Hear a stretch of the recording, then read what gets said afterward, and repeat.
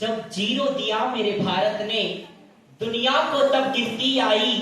तारों की भाषा भारत ने दुनिया को पहले सिखलाई। देता न दशमलव भारत तो यूं चांद पे जाना मुश्किल था। धरती और चांद की दूरी का अंदाजा लगाना मुश्किल था।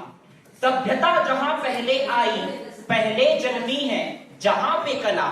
मेरा भारत वो भारत है जिसके पीछे संसार चला, संसार चला।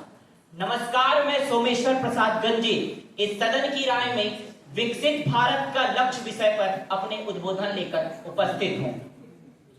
महोदय, मेरी मातृभूमि भारत जो कभी सत्यम शिवम सुंदरम, कभी विश्व गुरु, कभी वंदे मातरम, तो कभी पंजाब सिंध गुजरात मराठा द्राविड़ उत्तर बंगा था।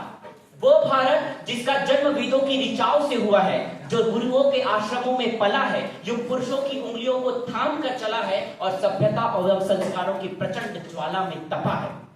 वो भारत जिसकी सभ्यता और संस्कृति का शोर मिस्र और मेसोपोटामिया ने सुना, जिसके उत्पादों और हस्तशिल्पों का डंका पूरे रेशम मार्ग में बजता है।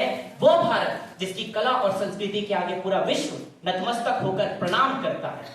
वो भारत आज जाग उठा है। ये जाग उठा है सिंधु सभ्यता की भव्यता के साथ, विक्रमादित्य के विक्रम और चाणक्य के बुद्धि विवेक के साथ, विश्व भर को हर्षप्रद कर देने वाली चेतना और क्रांति के साथ मेरा भारत जाग उठा है, मेरे, आपके, हम सभी के हृदय के भीतर विकसित होने को।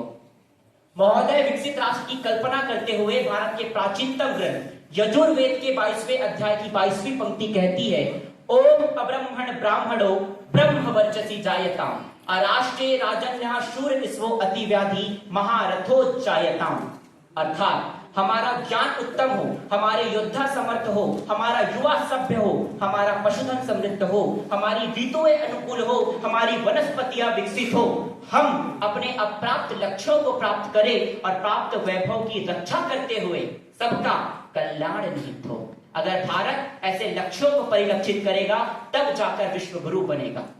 किंतु महोदय, वर्तमान आंकड़े कहते हैं कि पर्यावरण प्रदूषण सूचकांक में 180 देशों में 180वां स्थान है। वैश्विक भूखमरी में 146 देशों में 136वां स्थान है। महिला सुरक्षा के मामले में सबसे बदतर देशों की गिनती में 5वां स्थान है। इस देश की एक भी यूनिवर्सिटी का नाम विश्व की टॉप 10 यूनिवर्सिटी में नहीं आता।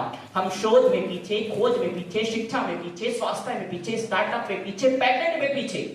तो ऐसी विषम परिस्थिति में विकसित भारत का निर्माण करना इतना भी आसान नहीं है। पूरी दुनिया में हम अपने युवाओं के हवाले से जाने जाते हैं। ऐसे में बिना युवा शक्ति के भारत का विकास के पथ पर जाना मुमकिन ही नहीं है। इसलिए जब तक इस देश का युवा चाय की टपरी पर खड़े होकर सिगरेट के धुएं उड़ाएगा, जब तक इस देश का युवा पतली कमरिया मोरे हाय हाय और कलेक्टर ढीला पर सड़क पर नाचना ही अपना शान और शौकत समझेगा, जब तक इस देश का युवा राजनीति के उच्च पदों पर जाने के बजाय 1 लीटर पेट्रोल, 2 समोसे और एक सेल्फी के लिए अपने राजनेता के आगे पीछे जिंदाबाद जिंदाबाद के नारे लगाएगा, जब तक इस देश का युवा अपनी धर्म, अपनी जाति को श्रेष्ठ मानकर दूसरे धर्मों की अवहेलना करेगा, इस अखंड भारत को जाति और धर्म के नाम पर खंड खंड करेगा, तब तक विकसित भारत नहीं बनेगा। अब आप सोच रहे होंगे कि मेरे सपनों का विकसित भारत कैसा होगा?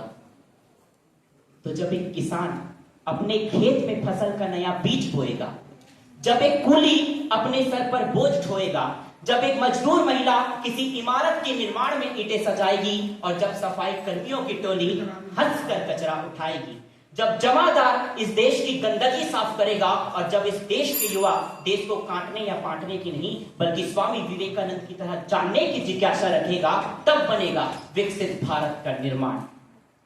जब इस देश के किसी भी छोटू को चाय की टपरी पर काम करना नहीं पड़ेगा, जब इस देश की किसी भी मुन्नी को निर्भया या दैमिनी का शिकार नहीं होना पड़ेगा, इस देश की महिलाओं की पूजा के साथ साथ इज्जत किया जाएगा, जब एक पिता चॉकलेट का लालच देकर अपने ही बेटे को भ्रष्टाचार के खिलाफ रखने के लिए मजबूर नहीं करेगा, जब इस देश के अनाथालयों में अनाथ बच्चों को और वृद्धाश्रमों में बूढ़ों को रखने के लिए मजबूर नहीं किया जाएगा, जब उन्नति और विकास की धारा प्रत्येक व्यक्ति को स्पर्श करती हुई जाएगी, जब इस देश के हर व्यक्ति को, चाहे वह प्रथम व्यक्ति हो या अंतिम व्यक्ति हो, बेहतर स्वास्थ्य एवं बेहतरीन शिक्षा प्रणाली को उपलब्ध हो पाएगी, जब इस देश के हर हाथ को काम, हर सर को छत और हर पैर को अपनी मंजिल का जिस दिन पता चलेगा, उसी दिन मेरा भारत विकसित भारत बनेगा। इस देश को विकसित बनाने के लिए महोदय विवेकानंद स्वामी विवेकानंद महात्मा गांधी की केवल मूर्तियां नहीं अपितु उनके सपनों और आदर्शों की राष्ट्र बनाएंगे, तब जाकर विकसित बनेगा। अंत में मैं यही कहना चाहूंगा कि विकसित भारत तो मेरा बनकर रहेगा, लेकिन इसके लिए आपको एक काम करना पड़ेगा, वो अपने आप को आप विकसित कीजिए। मैं स्वयं को विकसित करता हूं, विकसित भारत खुद ब खुद बनेगा। अंततः हे मां भारती, विश्व में फैले तुम्हारी कीर्ति, जन जन उतारे आरती और सब पुकारे जय मां भारती, जय मां भारती, जय मां भारती। धन्यवाद।